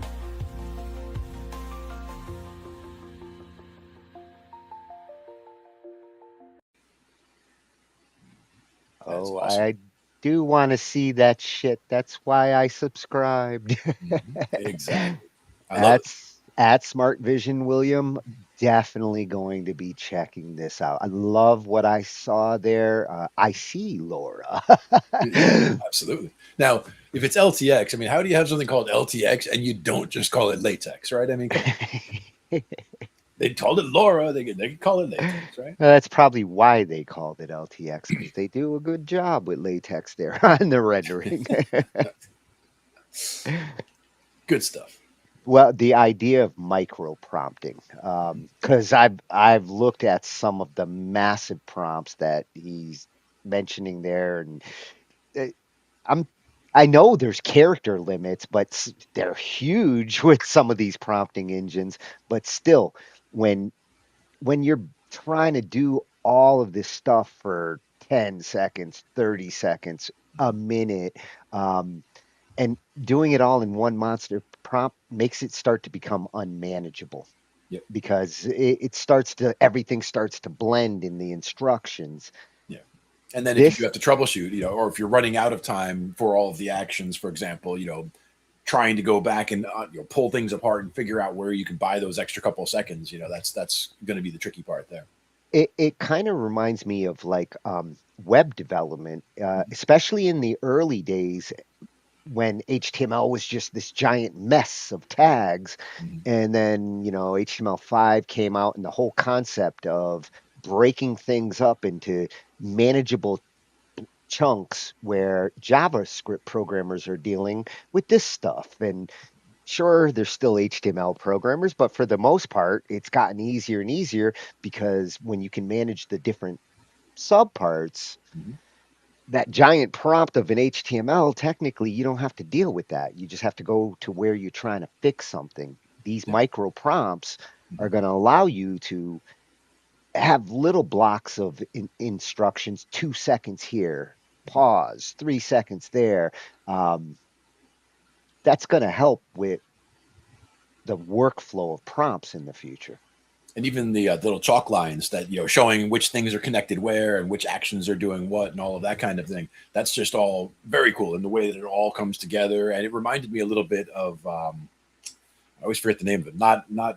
Wasn't Restream. There's one of the early ones where you could like flip the racks around, and when you go to wire things up, it had you going from here to Rewire, maybe it was.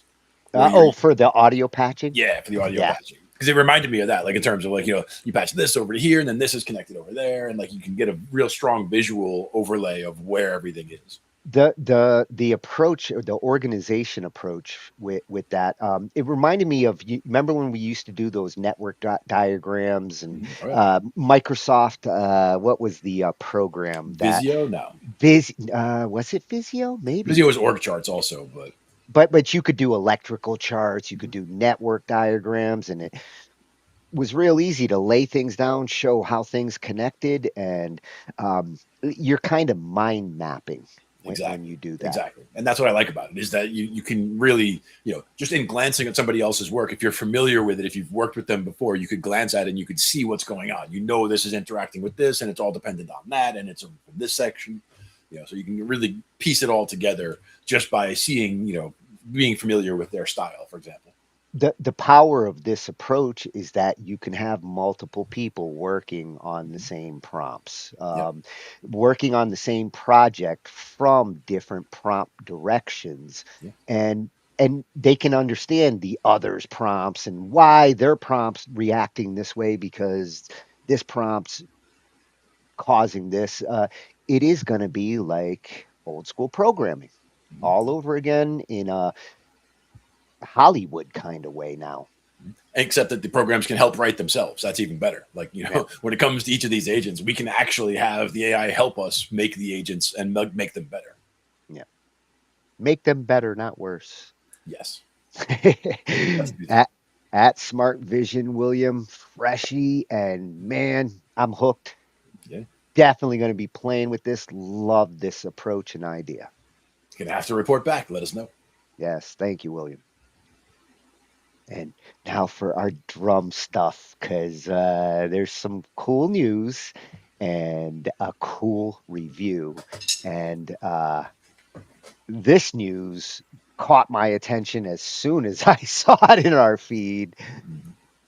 At 65 Drums, thank God we're subscribed to that, because when it comes to the digital reviews and everything, all the best ones we've looked at this year, at 65 Drums been a champ at showing us various digital kits that are worth the money. Yes, indeed. And with this one, the news that Alesis is now partnering with Zildjian to fix their cymbal problem. And I'm hoping that they're going to incorporate this on the lower end stuff, because they just came out with another new kit that's in the 400-ish to 600 range. That's not expensive to me for a drum kit. I've seen a question. I've seen acoustic kits that sound like crap that are more expensive, and at least with the digital kit, you can change the sound. Exactly. But with this one, he's gonna help to explain a little bit about this mentality of the partnership of Zildjian and Alesis. And I love the news, and I'm hoping that it's a long-term relationship there. If I get a digital kit, I do want Zildjian cymbals. Yep. I got my sticks. Let's go. He's locked and loaded. That's right.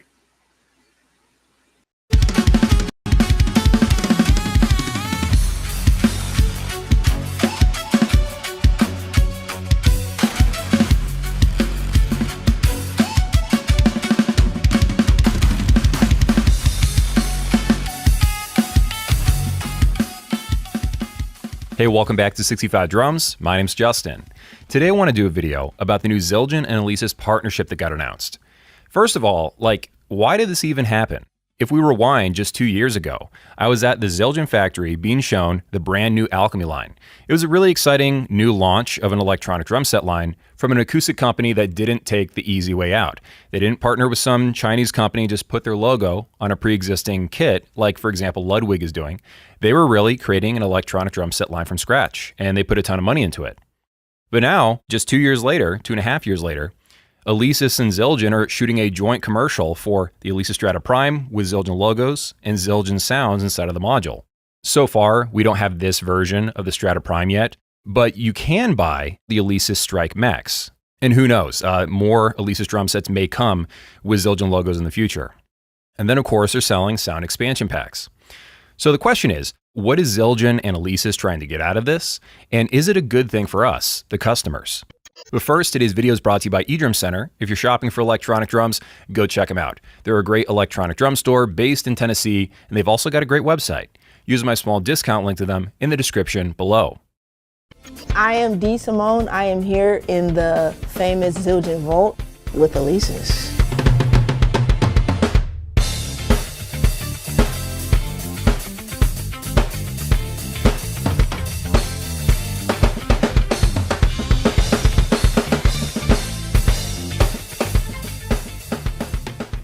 Okay, so what does this partnership entail as of the making of this video? I'm sure the moment I publish this, there's going to be all kinds of new announcements, but here's what we know so far. The first thing, and it's fairly small in my opinion, is that there's a new variant of the Alesis Nitro Max called the Alesis Strike Max. It's literally the exact same drum set, but it has a second crash, Zildjian logos on the cymbals, and also there's a sound expansion pack, but it's on the software side. They're not inside the module itself. You need to connect it to a computer and use a plugin called BFD Player. And that's how you get access to the new extra sounds. So anyway, that's what this is. It's an extra cymbal, some branding, and then a licensing key. That's what this is. They're gambling that they'll be able to sell more drum sets because of that Zildjian logo. And who knows, they might be right. Now the question is, are all Alesis drum sets going to be getting the Zildjian logo, or is it just going to be limited to this kit right here? Okay, so now let's talk about the sound expansion packs. Right now there's just one, but more are evidently on the way. So you get a BFD version of it and a downloadable version for your module. I think that's kind of cool. Regular price $99, on sale price $39. I don't think they're going to raise it from $39 because, to be honest, there isn't $100 worth of content here. But $39 is just about okay in my opinion. What's inside is a Babinga drum set, 20-inch K-Custom Dark Medium Ride, 15-inch A New Beat hi-hats, 19-inch A Custom Rezo Crash, and a 17-inch A Custom Rezo Crash. So exactly one kit worth of instruments, but that has been remixed into 5 preset kits. I think these are good sounding cymbals, and it's a good sounding drum set too. One thing I will say though, these are the kind of cymbals you could find at like a Guitar Center, right? I would love to see prototype cymbals, limited edition cymbals. I feel like they have so much potential, and right now, this is cool, this is good, but I want to see something kind of exciting in the upcoming releases. I want them to bring something different to the table that no one else could have possibly done. Something else I've been thinking about is if Zildjian ever gets around to officially canceling the Alchemy line, like making an announcement, wouldn't it make sense for them to repurpose the sound library of the Alchemy module and then sell that as expansions? Because they have lots of good sounding drums and cymbals. I'm sure all those raw samples are sitting on a hard drive somewhere. Okay, so that's the what of the partnership as we understand it so far. Now let's pivot and talk about why it probably happened. Because again, I need to stress this. Companies don't normally spend untold amounts of money spinning out an electronic drum line from scratch to soft cancel it 2 years later. That's not a normal thing that happens. And then immediately work with a competitor that was a competitor like just a second ago. I think this happened because Zildjian really wants to have a foot in the electronic side of the industry, but so far they haven't really been happy with the results of them trying to do it themselves.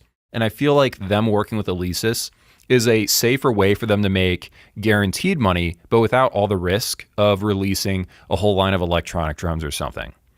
To prove what I'm trying to say, let's take a look at their history of getting into the eDrum industry with different product initiatives and how each of them went. Starting with the Gen 16 initiative back in 2010-2011. We're celebrating this occasion with a new company initiative.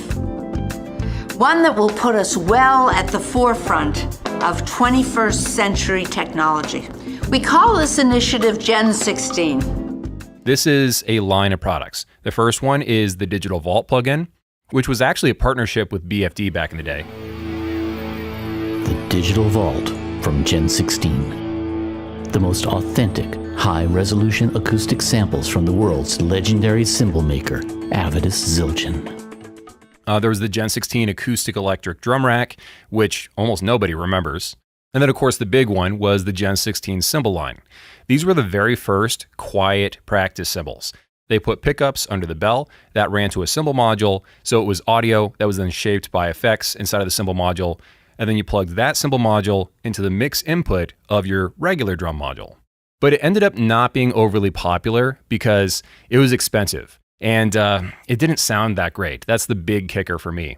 In 2015, they came out with version 2, which was in bronze, but it was still too expensive for the sound quality that you were getting, and inevitably they had to, stop selling these. They gave up on the Gen 16 line. They still came out ahead though, because the Gen 16s spawned the Zildjian L80s, and they've made so much money on the Zildjian L80s. But that wasn't quite enough. Zildjian wanted to really have a firm line of electronic drums. They saw the potential. They wanted to make it happen. They went dark for about 9 years, and they came out with the Zildjian Alchemy line in 2024. This is the Bronze EX, Gold, and Gold EX. I was really excited for these drums because I got invited to the pre-launch event at the factory. I got the tour. I got people telling me how awesome it was going to be. And then it turned out the cymbals didn't trigger all that well. By the time I actually had a real review unit and I could make a real review about it, it became clear that everything except for the cymbals was decent. The drums looked nice. The drums triggered nice. The module was decent, but the cymbals were not. They just didn't trigger very accurately. This hurt the company. And I guess this was the last straw. They tried it in 2010, 2011. They gave it another try in 2015, and then they gave it another try in 2024. So the safer thing for them to do as a company was to diversify into electronic drums by licensing their logo and sounds to an outside company. So that's why I think Zildjian is doing this, my best guess. And then on the Alesis side, they get the prestige of working with Zildjian, which is a big name. They get the ability to sell expansion packs that they didn't have to record, so it's a win-win for them. And then also, of course, they think they're going to sell more drum sets if they have the Zildjian logo than without. So it'll offset whatever costs they have to pay Zildjian for the rights to put their logo on the drums. So I think that's what's going on here. The partnership could evolve into being more later on down the road, but for now, I'd say that's the only thing we're really getting out of this. If you're bored of your current sounds, now you can download some more. In this case, they're coming from Zildjian, which is kind of cool. All right, so that's all I got. Thank you so much for watching all the way to the end. I really appreciate it, and I'll see you in the next one. Damn, man, he knows his electronic drums. Oh, yeah. And the whole history, too. And with Zildjian, his assessment that why each company took the approach that they did, I think he's spot on. They likely got advice from somebody who said the exact same thing he just explained here was, for Zildjian, the prestige name and the value there, it's always been there on the drum side, and they had to realize, like, if you're going to be making $7,000 digital kits, you're going to have a limited customer base. Backing out there and saying, okay, we've got the technology. Let's work with a more established company in the electronic drum world. Alesis was a smart choice for them. Yeah. And I mean, smart on both sides, I think. I mean, Alesis is getting better cymbals because, I mean, again, I don't imagine anyone's doing cymbals better than Zildjian in the digital space, because we've looked at some of that before and, seen some pretty disappointing cymbals on a lot of the kits. But yeah. And when it comes to Alesis' strategy on converting traditional drummers to their digital kits, which they've been doing for a long time now. Yep. The final frontier to get the most stubborn of drummers who don't want to go digital for whatever reason. The biggest reason is usually the cymbal action, and to get a name like Zildjian in there on an electronic kit is definitely going to get the attention of some of those hardcore, I'm not playing a digital drum. Mm-hmm. Ooh, but they have Zildjian. Maybe I'll just try it and see. Mm-hmm. And I did see a $4.99 price tag on one of those kits. So when you were talking about, the price range where it makes sense, I mean, it sounds like we're right there. For me, getting a decent starting kit, 500-ish should be like, yes, you can go cheaper, but that's a student kit. That's first time kit that you're probably going to end up buying another one. Yeah. That was the $100. That's the Simmons SD 100, I think. I mean, Oh yeah. it's one of the cheapest kits you can get. But if I take a stick and I hit that and I have headphones on, it sounds like a cymbal. Yeah, and it does do a MIDI trigger. It does. But I mean, this is the whole pat. I mean, that size right there, that is the whole. That's the tom pad. That's this tom, that tom, and that tom. And then the snare it slides up or down a diagonal thing, so you can change the height of the snare, but it's not much bigger than that. So they are rather small, targets that you're shooting for. Yeah. But the sweet spot on a drum is a small target anyway, so it's not that that's really a problem. But the fact that it is just basically a solid boomerang, like this whole chunk right here, the 3 toms are all on one solid boomerang, and as you're hitting it, this is like a rubber surface, but I mean you can hear that. Yeah. And so if you're playing drums, that is not quiet. Whereas the Alesis mesh heads, if those are the mesh heads, like you're just bouncing right off the mesh, and you don't hear that loud. Yeah, you're not necessarily going to hear it through the walls in the other room when it gets that quiet. Where this you will definitely hear, because especially the cymbals too. I mean, you're clacking on some plastic there, so that's. And I'm sure the way you bang, they'll probably hear it next door. I think I left them downstairs. I have other drumsticks. Like these are 5As over here, 5Bs, but downstairs I have 2Bs that are like just tree trunks. And I mean, we're doing. You could really make a racket for sure. Yeah, that is cool news. That Alesis is getting an upgrade, in my opinion, and Zildjian always going to have respect from the fans there, and this is just a smart decision for them on the digital side. They should focus on what they've always been good at, which is making kick-ass cymbals. I could easily see myself getting that kit, honestly, with the Zildjians, because that is something where, again, this was good to get me started and all that. And I mean, I'm still no professional drummer or anything, but I could see myself making a lot of progress on a kit like that and not being afraid to really just go at it. Yeah. At that price range, it's like, wow, if I can get really good with this thing can handle me. Exactly. At 65 Drums, definitely one of the best sources for electronic drums and reviews, and love all the stuff I found on this channel. For sure. Yeah, remember when we went to like NAMM and checked out all the different 2026 digital drums? That was a great one. I'm not sure if you saw it, but in the corner of the Tennessee Zildjian shop where they were over there, they had a stormtrooper in the corner. Oh yeah. That is not lost on me. Yeah. So for our last one, and it's the stool that actually got my attention because I saw one for the first time last week when you busted it out. Yeah, it's so compact and I mean, it's about the size of a small snare drum. I mean, really, that is quite small. It is quite light. We'll break it out and take a look at it after, but let's see the one that we got in the video first to see what we're dealing with. If it can hold your ass and stay sturdy, then that's the ultimate test. What he told me when he gave it to me is that the reason he got it was because it can hold 1,000 pounds. That's a couple of Glens. That's 5 Glens. I mean, that's a lot of Glens on one chair. You know how tall we are? 5 Glens. That's like 30. Shit, that'd be like the chair. Eiffel Tower if you guys stand on top of each other. That's 1,000 pounds of Glen and 35 feet tall. I mean, that's crazy. Well, this is more compact. This kit making a lot of noise. There's a lot of drummers out there who are attracted to this little kit, this idea. It's very compact. It does actually give you a lot of versatility. Super smartly built.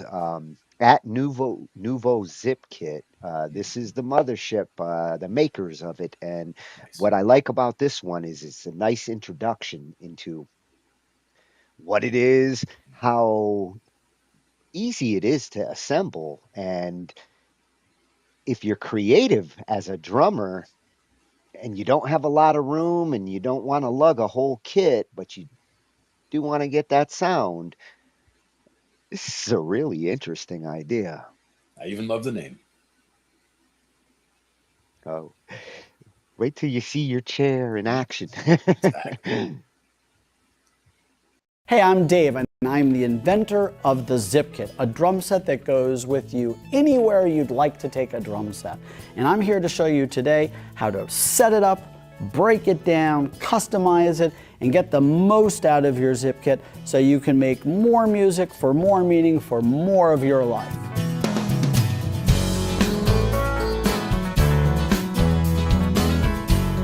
To start setting up your Zip-Kit, open up the lid and unpack, putting things where you think you'll need them.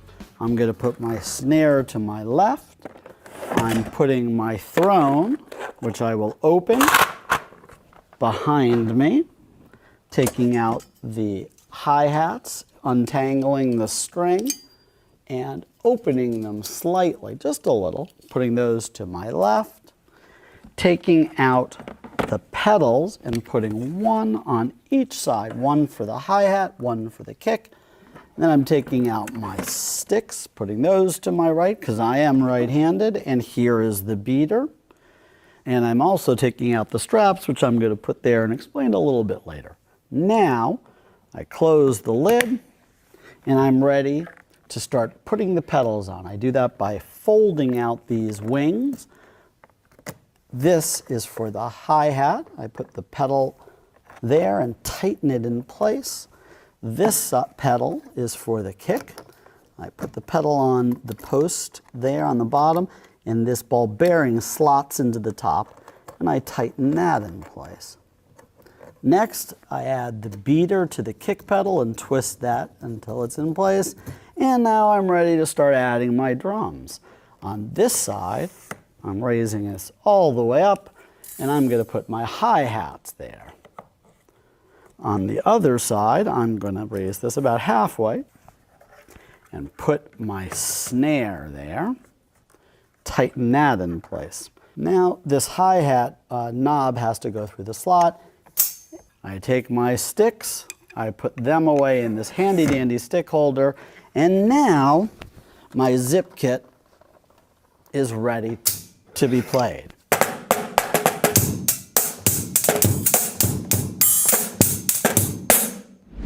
Adding a cymbal or adding a tom starts with this piece, the articulated arm. It does three things. It goes on a post and spins around 360 degrees. It also can bend 90 degrees or more. And if you pull it out from this direction, you can twist it 360 degrees that way. Once you have it set the way that you like it, you just tighten it in place with the Allen wrench and you're set to go. So I'm going to pick up my tom, I'm putting it on the articulated arm, I'm tightening it in place, I put that on the arm of the Zip-Kit and I'm ready to go. Now I'm going to add another tom, and there are a couple of ways to do it. The first way, I'm going to make both of my toms share this post. I just add my second tom here, tighten it in place, and just replace my first tom.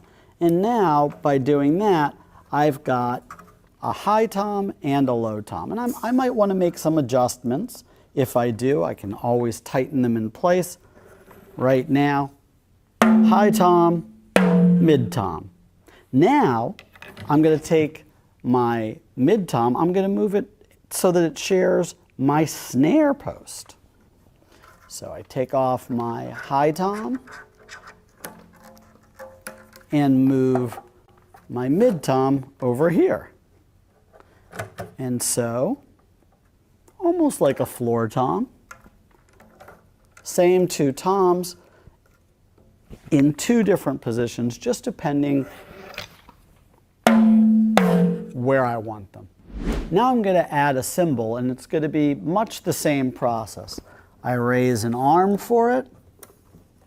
I've got my articulated arm, which I'm going to place here, tightening that into place because I know I like it there. And now the cymbal has two parts. It's got a cymbal stand and the cymbal itself. I'm going to put my cymbal stand right on top of the articulated arm, and then I've got the cymbal itself, you'll notice, has an adjustable angle here. Once you have that the way you like it, tighten it with the Allen wrench and put it right on top of the cymbal stand. Once it's there, I can adjust the angle again. I can twist the angle this way. And again, when I have it the way I like it, I just tighten my nuts on the post, and I've also got my Allen wrench handy. The Zip-Kit can be set up for someone who is very small as well.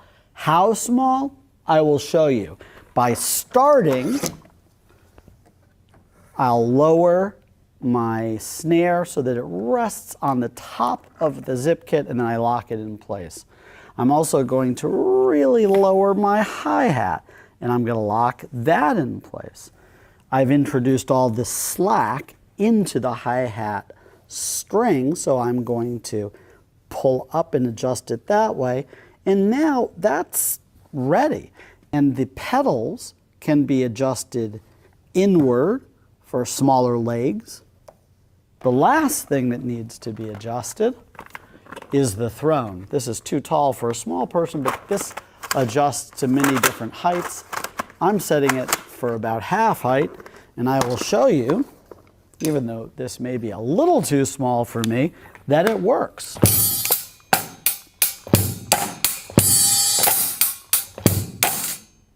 The only part of the Zip-Kit that doesn't adjust downward for someone who's very small are the sticks themselves. So a very small person would be very comfortable seated here, but the sticks would either go too far over the drum or push them too far back. So you can get half-size sticks or cut these sticks down. Setting up the Zip-Kit for a left-handed player is really easy. Start by loosening the pedals. Make sure they're very loose, because if you twist it like this and you don't loosen them, you can over-tighten them. So I've loosened that, pivoted it, and tightened it. I'm going to do that for my hi-hat pedal. Loosen it, pivot it, and tighten it. And now all I have to do is bring my snare forward from the back to the front. And I have to do the same thing for my hi-hats. Take it off the back and move it to the front. And just like that, my right-handed Zip-Kit is now a left-handed Zip-Kit. The Zip-Kit is a pretty quiet acoustic drum set, but it's got 3 settings: pretty quiet, even quieter, and the most quiet. So here it is, pretty quiet. If I want to make it even quieter, I just take my drum mutes, and I've got 2 ways of using them. The first is I can wedge my drum mute up underneath the drum, and you'll see that I keep a little bit of attack, but I've definitely lowered the volume. But if I want to make it quieter still, most quiet setting, I simply stick mutes on top of each drum, and I can keep good relationships with even the most fussy neighbor. So from your basic setup, you can rearrange it to fit your taste a little bit more specifically. Right now, I'm going to take my snare. I want to move it a little bit more to my left, so I just take it off, take the hi-hat off, and I'm going to have them share the same post. Look, that way I can bring the snare kind of anywhere in that range that I'd like. And that leaves this post for another component, or I can just put it back in the kit. One of the very cool things about the Zip-Kit is it goes wherever you go. You can just carry it around like a backpack. However, these backpack straps are meant for carrying. When you're playing, sometimes you might find they get stuck under the kit, and then they can introduce a little bit of wobble. So I like to take mine off the kit when I'm playing and just stick them in the box, or if you don't want to take them all the way off, you can take them halfway off and clip them like this, where they're hanging a little more out of the way. And then your kit is solid on the ground. Another thing to consider when you're setting up your zip kit is you never really want to see poles extending beyond the tops of the drums. So why? You kind of introduce obstacles to your playing. So if this is the height I want my snare at, then I really should just lower the pole so that it winds up being level with the top of my snare. And then I have all that mobility and nothing's going to get in my way. Same thing here with the tom. No need for that. However, sometimes, it can remind you that that extra little bit of exposed arm there, you can add other drums. That's a good use. But even so, by the time I put it together, look, it's not really going any higher. And then the last pro tip I'd like to share with you is, let's say this is the setup I like. When you're breaking it down and you're going to put it away, this articulated arm that's in the tom, it can stay just the way it is. It'll fit in the kit. You don't have to take it off. And it just reduces put away time, it reduces setup time, and it's less likely that you'll lose a piece. Putting away your zip kit is easy. Start by taking everything off the top. Taking off my hi-hat, I'm taking off my snare. Opening and closing those posts so they go down. I'm taking my sticks out. I am taking the pedals off, my hi-hat pedal here, my hi-hat, my kick pedal there. I'm taking the beater out, and now that that's done, I'm going to close the wings that hold the pedals. The hi-hat, the kick. Now, when I'm putting everything away, I like to do it from the front to the back. In the front, I start with my pedals, followed by my hi-hats, which I fold closed, black side facing me.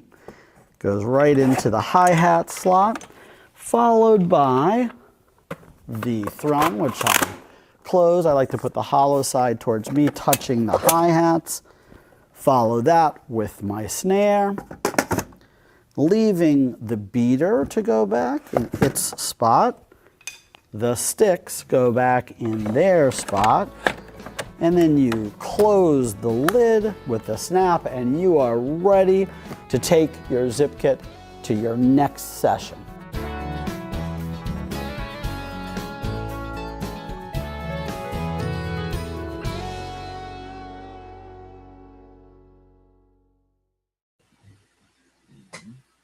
Damn, Dave, you definitely played Tetris as a kid. I like the pack up for sure. And it really does. I mean, when it comes to setting this thing up, I changed the other view so that we could see the whole thing. But the thing really does break down. This is from the company is, I guess, Numanu is where this one was from. Numanu.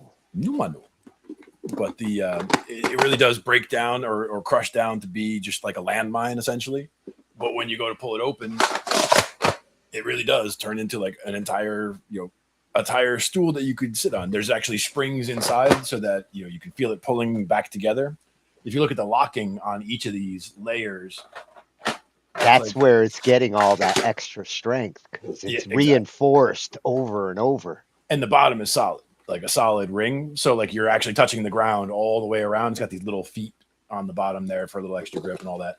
But just the fact that it's able to break out that fast and the fact that it fits in that backpack right there, or, in this case, it crunches all the way down to here. Now, with this one, also, this case that it comes in is also a cushion so that when you do set it up, you just put it right on top and it's a cushion for your it. butt's nice and comfy. And you're nice and comfy. But the fact that it breaks down so small and again, you can just, if you're walking someplace with this, after it's all zipped up, it's like, that's not a chair. You're like, yeah, it's a chair. And they're like, no. Surprise. Surprise. It's a chair. It's not only a chair, but it's a chair that can hold 1,000 pounds. And it also a little shoulder strap. You throw it over your shoulder. But love the way it works and, fits in with that kit. It's a perfect addition for that kit because getting a chair in there with all the rest of that is just awesome. Yeah. After seeing all the thought that went into the design, it's so ingenious. The different approaches and solutions, like the poles sliding up and being adjustable. Every thought went into this design. the chair just makes total sense because like we want to get it all into this box, and I love seeing this picture of this kid with the backpack. I hope every school out there in their music programs gets at least a couple of these for their teaching drummers, because this is a perfect practice kit to start out with drums as a kid. And you got 3 volumes: quiet, really quiet, and super quiet. Yeah. Again, I like the thought that went into that. Like, yeah, my mom likes that I can bring my drum kit home from school and practice, but she wants me to use the mutes. Yep. And that's where, like, to me, the the loudest quiet one or the middle one would be my choice, because then you are getting the realistic bounce, at least off the top. Playing on the mutes on the top, it's kind of like throwing a dish towel over the top of a drum. Like you'll still get some rebound, but not as much. And those look like they really would absorb a lot if those mutes. So you're trying to hit thup, thup, thup, thup, thup. So you can practice some things, but like a lot of what you're trying to practice when you're drumming is doubles, triples, things where you're actually getting rebound and working with the rebound coming off the drum. So you need something to have a good realistic feel. Yeah. And I do like that he built it to be scalable to different sizes. Yeah, if you got a kid that's starting out, nice that you can adjust it that way. And I'm sure even at full size, if you're sitting at it, you're going to look like he did when he shrunk it. I mean, again, this little kit right here, I mean, I look ridiculous when I'm playing this kit because it is small. No matter how big I try to make it, it is a small kit. And I am not a small man, so it does look ridiculous. But Yeah, I could see you sitting in a classroom with all those next to kids. Yeah. Well, one thing to remember is that when I was in kindergarten, I was already big enough where I could put my hands flat on the floor while sitting in my chair. So I mean, I was the biggest kid in my class every year going through school entirely. So I mean, not that I was that much bigger than everybody else, but I was that much bigger than everybody else. We'll have to get you a bigger zip kit. And I do think there are some different sizes as I was looking around. NUVO Zip-Kit.com. You can get more information here. They're not expensive. I'm seeing them at Sweetwater for $300. So great, definitely starter kits for a young student. Built perfectly for that market. Built to travel. But I could see, advanced drummers being like, you know what? I really like the portability of it, and I'm going to soup it up and use it on stage. This has potential. Oh, yeah. I mean, I've seen, I don't remember if we looked at it recently, probably a couple of years ago now, but there was a video I showed you of a guy named Pipe Guy, right? And he was playing with these like sandals, and he's playing basically PVC pipe instrument that he made himself. But, he's basically playing it like a drumming instrument, but it's, it's got the different tones because of the different tubes. But, it's very compact, and he's able to just like basically walk over with a plastic thing, put it down and start playing, so it's got that kind of in common with it. But I love the fact that it is something that somebody could just sit down and do that with, but it's also something that you could do actual, advanced drumming techniques on. If you spread out, you have a couple toms, a couple rack toms, a floor tom, you can put all that stuff up there, a couple different cymbals. Yeah. I like my instruments plug and play or minimal. I don't want to have to set up a whole kit. That's one of the worst instruments to have to deal with when you're setting up stage typically. Yeah. And then behind that would probably be the 12 string for the tuning issue. Yeah, well, that's up to the guitarist to make sure that's in tune. Right. So at NUVO Zip-Kit, if you're interested in finding out more, lots of demonstrations, instructions, very well supported, ingeniously built. I love this idea. It's not just for students, but it definitely solves a big problem there for a room full of drummers. Absolutely. Yeah. Very cool. Very well thought out. I like it. Yeah. I can't seem to escape these drum nights. They keep sliding back in with all this research we've been doing. And some of the ones, like we were talking also before about the different things that we would do, learning drums, when learning drums, and what kinds of things. And that's where things like, videos on rudiments, just like learning different things, like the very basics of how to do drums, and just picking up a bunch of those things, stringing them together, working on certain things. But then there's also different types of rhythms. Like, you'll see videos on, 25 rhythms every drummer should know, or, 20 salsa patterns everyone should know, whatever. Like there's a bunch of different things. And it's good to get into different genres and get different styles of music, because if if you just go to a jam sometime, like they're not always going to just be playing the same thing, right? Like this time it might be jazz or blues or whatever, but you want to be flexible. So you want to be able to just sit down and, feel the timing of what's going on and jump in with something. So it's good the drummers that can just jam with anybody who comes up know all the different styles, and when they hear somebody riffing, they're like, okay, here's your salsa. Exactly. And one that gets a lot of people is some kind of a reggae beat, and it's just one of those things where if you've listened to a lot of reggae, like you would know what's expected and know what's coming.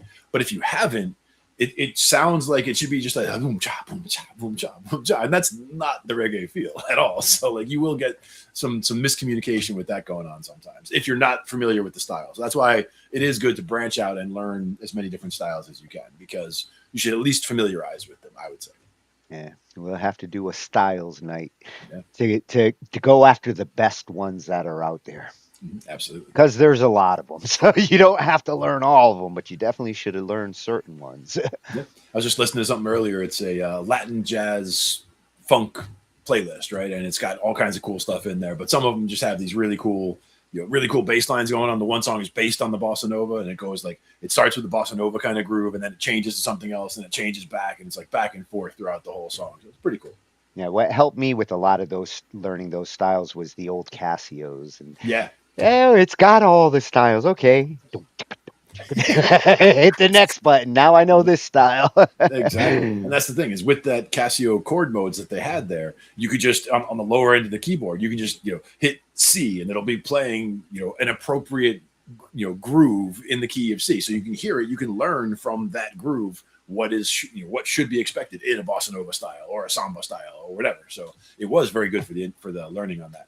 Yeah, it didn't teach my hands how to groove, but it did teach me the groove. It gets it in your ears, and then you can actually work on that. As to me, I was always more of not always, but in recent years, I'm much more of an ear learner than trying to look at paper and figure something out. Like I used to print out tab and, struggle my way through figuring out that kind of thing. But it's just so much easier for me to just throw it on and just listen to it and then match the sounds that I'm hearing from the instrument.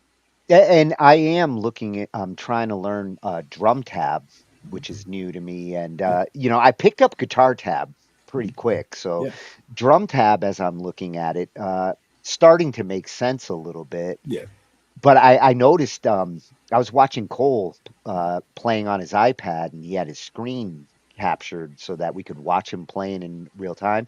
And each pad has the little icons, like this is the kick, this is the open hi-hat, close hi. And watching him actually doing that with those icons, I was like, damn, I can learn how to play that beat faster watching that than anything. Yeah. And again, fingertips, it's a lot easier to than it is to have sticks and hit things over here and over there and over here and get over here in time and all that. Even if I was to do it with sticks, relating to the icons that I'm seeing and lighting up as he's playing them, because each block lights up when he's playing them. I'm like, okay, that's how he's doing his hi-hat action.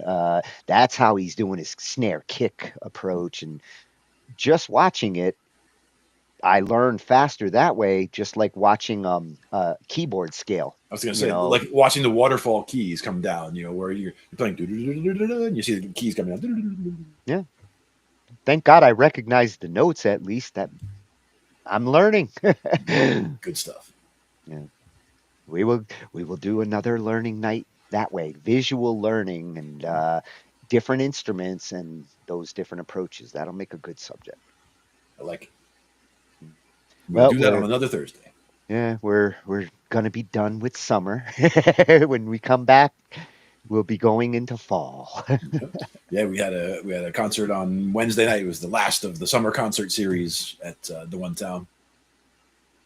Winding down, and actually at the end of the night, like early in the day when we were getting set up, it was hot. I mean, it was only probably 80, 81, but in the sun, it was hot. Yeah. So like I went, changed the shorts, this and that, come back, and then by the time the sun goes down, it was down to like 65 degrees. It was almost chilly out there. I was like, damn.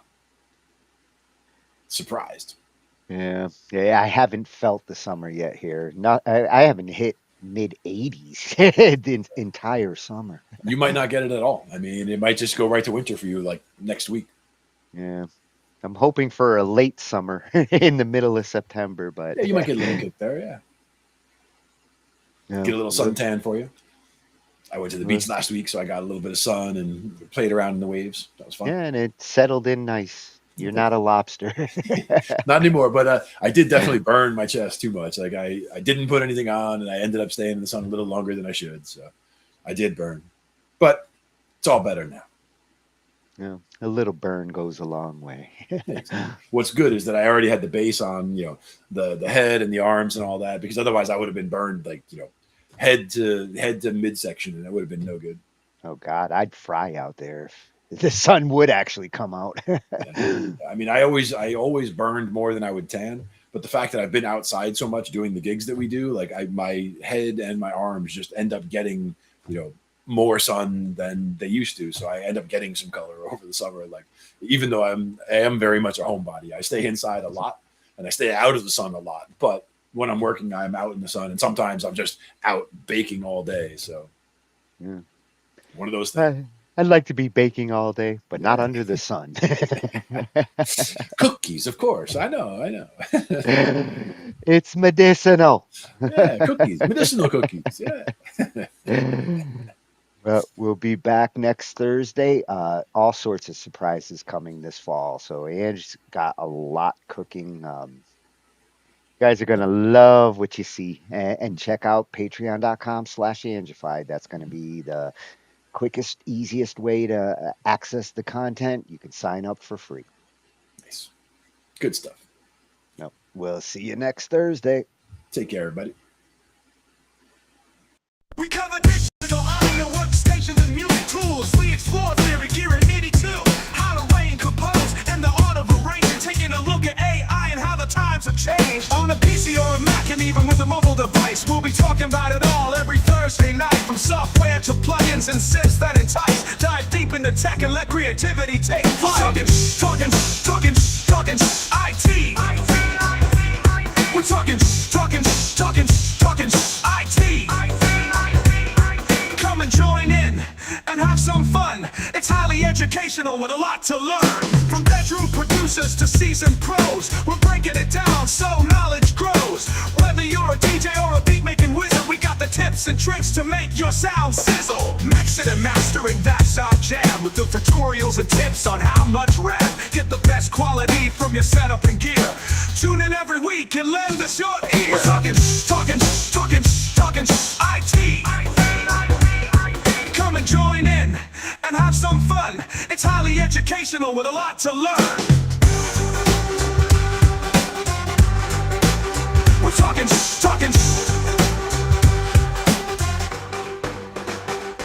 We're talking